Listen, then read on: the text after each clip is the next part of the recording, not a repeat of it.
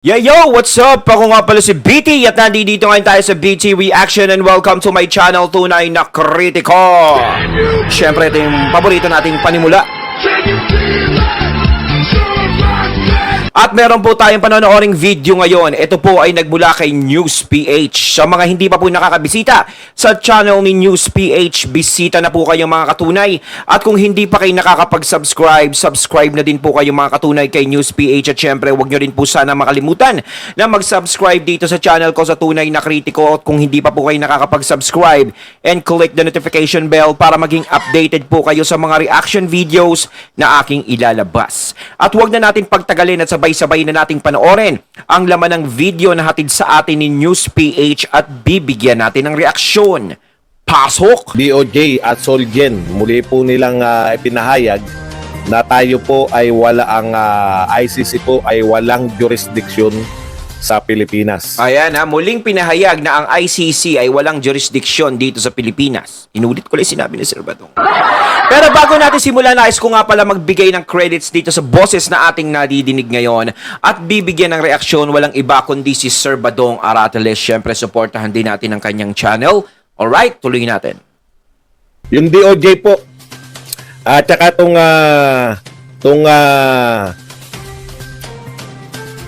Solgen, ang ating po Solicitor General na abogado po ng Pilipinas ay formal na po nagpahayag na wala pong jurisdiction ang ICC sa Pilipinas, no?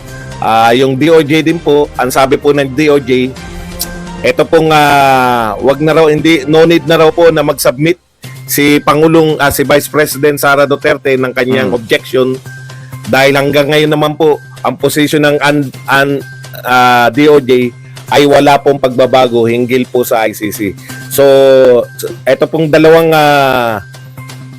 ahensya ng pamahalaan na namamahala po o may kinalaman sa pagsusuri ng batas o pag-interpret ng mga batas o may kinalaman po sa pagbabatas. Ayun, Solgen po at DOJ ay malinaw po ang kanilang pahayag. Wala pong jurisdiction ang ICC sa Pilipinas. Oo, napakababaw lang naman ang dahilan. No? Pagpalagay natin, hindi mababaw yan kasi maraming nangyari nung panahon ni FPRRD. Yun ang isusumbat nung iba. No?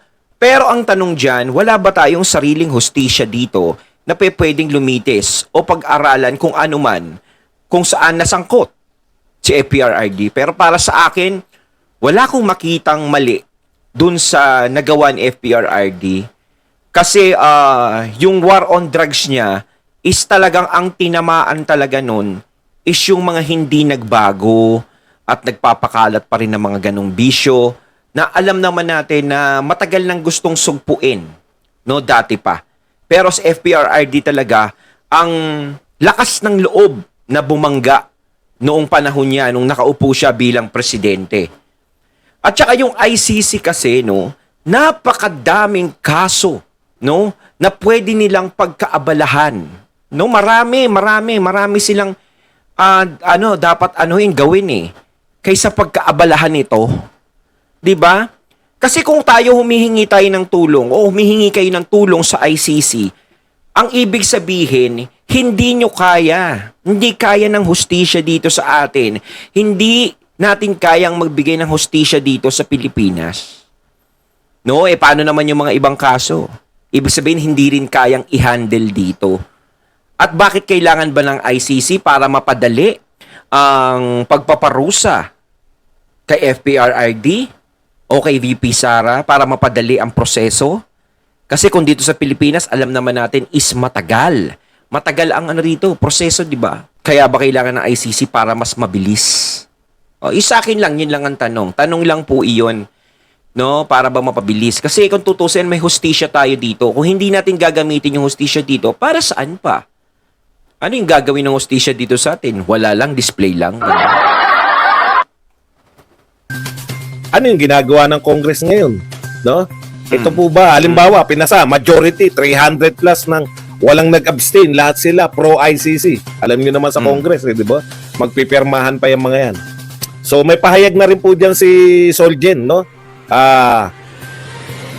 Ang pahayag po ni Solgen, ang lahat ng legislative resolution, mag-resolution man ng sangkatutak, dagdagan man nila kahit 1,000 resolution pa, no, ang kanilang gawin ay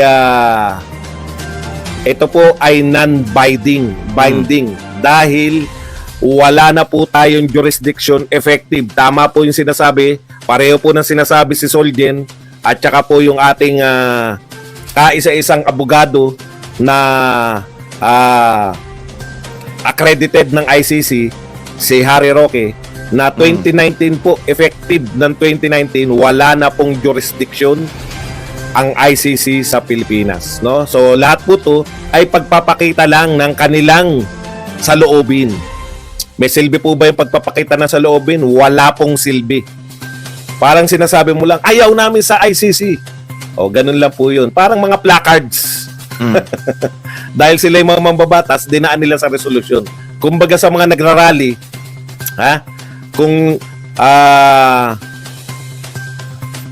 kumbaga sa mga nagrarally, placards lang po yan. Pwede mong hindi intindihin, hindi po yan makakapagpabago. O, pati po yung sa Senate, ganun din po yung sa Senate. So, ang gagawin po nila, mag-aaksaya po ng panahon, mag-aaksaya po ng pera ng taong bayan para pag-usapan po yung non-binding. Ang ibig po sabihin ng non-binding, hindi po naman wala pong silbi sa madaling salita. Kasi nag-aaksaya lang kayo ng oras talaga dyan, kung tutusin. Ang dami talagang problema ng Pilipinas na dapat natin lutasin. Hindi lang yan ang pagpapasok sa ICC dito. Di ba? Kasi 2 tao lang naman ang gusto nyo litisin dito eh. Di ba? Pero napakaraming mamamayan ang gustong makakuha ng mga pansin ninyo. No? Marami pang mas malalalang kaso dito sa Pilipinas na hindi pa nare-resolba. No? Talagang pinagkakaabalahan lang nila. Hindi. Close lang to kay Duterte lang to. Di parang kasing ganun eh. Di ba nakakapagtampo naman? Nakakapagtampo. Kasi hindi nyo pinapansin yung mga mama, hindi nyo pinapansin. Puro na lang sila. Puro na lang sila. Ano bang meron sa mga Duterte? Di ba? Kawawa din naman ang mga Duterte kasi. No, ginawa naman nila yung trabaho nila ng maayos. Si BP Sara, ginagawa niya naman yung tungkulin niya ng maayos. Halos ang dami-daming naging vice president. Pero si VP Saray, nakikitaan mo talaga ng mas mahilab-hilab talaga sa lahat ng mga nagdaang vice president. O sorry doon sa mga nagdaang vice president, no? Kung sino yung medyo magaling din doon. Pero kay VP Sara kasi is nakita natin sa kanya na kapag wala ang presidente, umaalalay siya, di ba? Nakikita naman natin. Siya ang umaano muna, di ba? Ma-handle. Saka nakita naman natin yung pagkakasundo ng dalawa.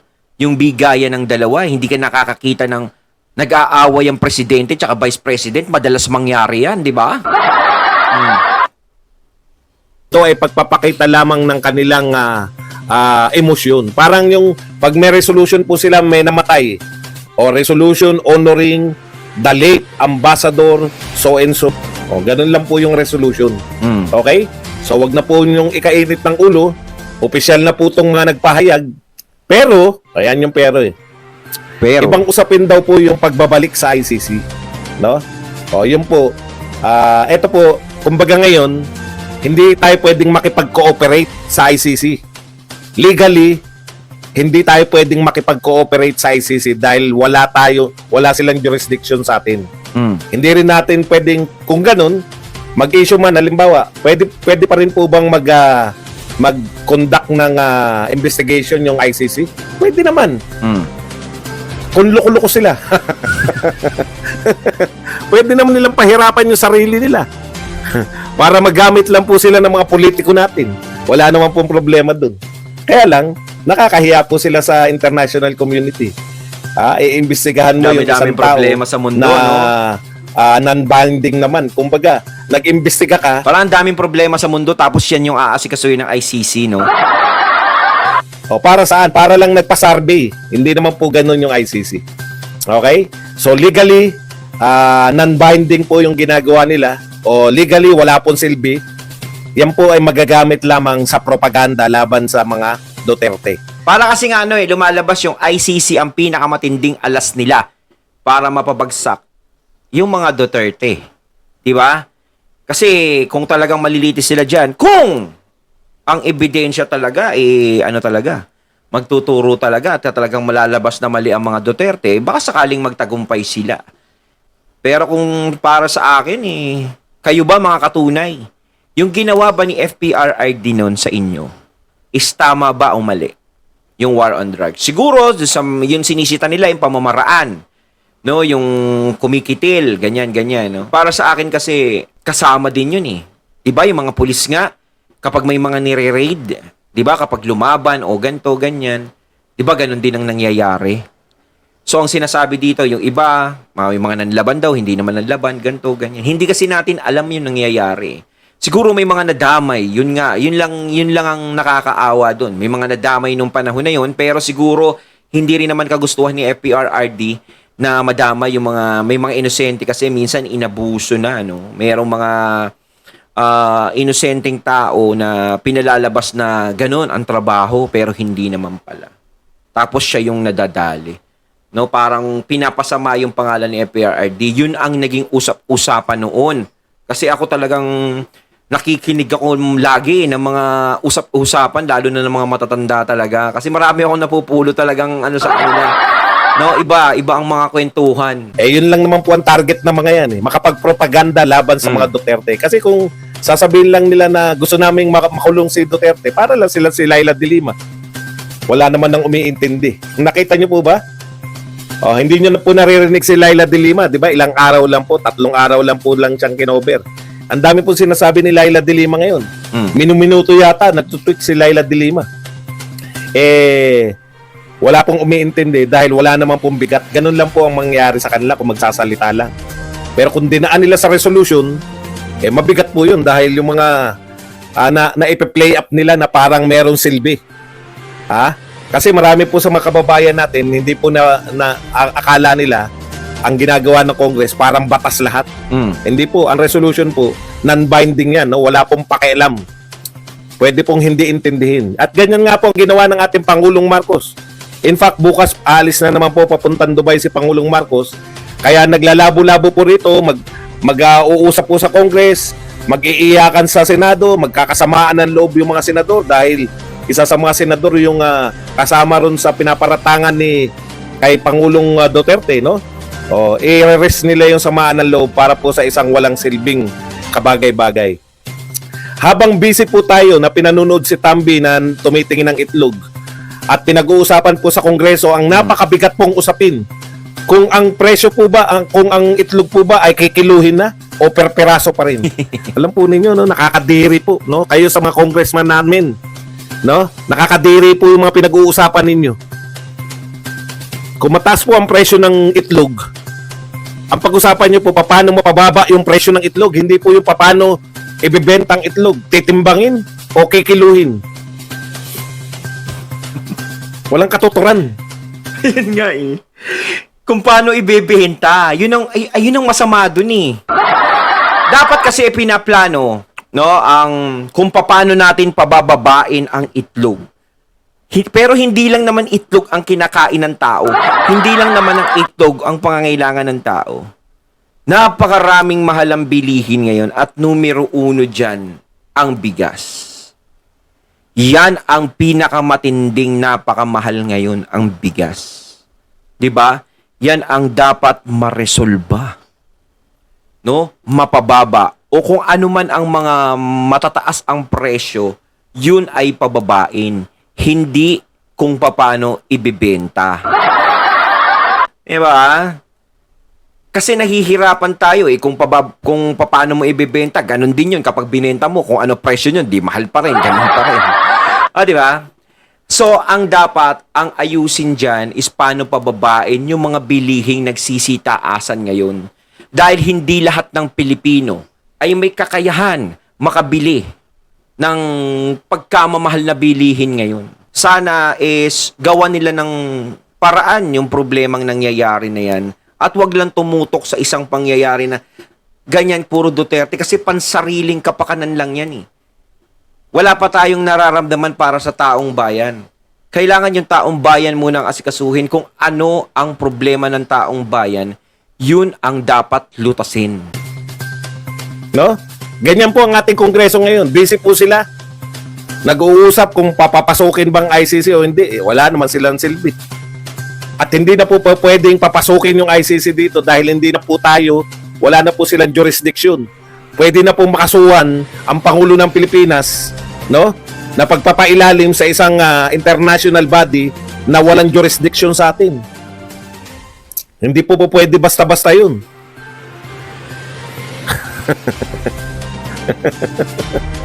Ang itlog daw sasalatin.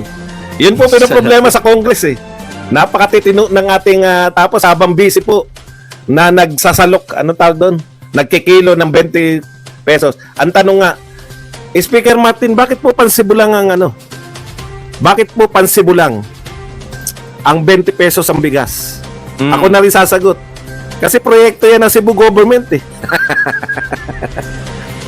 Cebu government ba yan? Hindi ba yan na... Totoo ba dyan sa Cebu may 20 pesos? Sana all. Lipat na lang kaya ako sa Cebu. Dito mamahal eh. Representative, hindi po.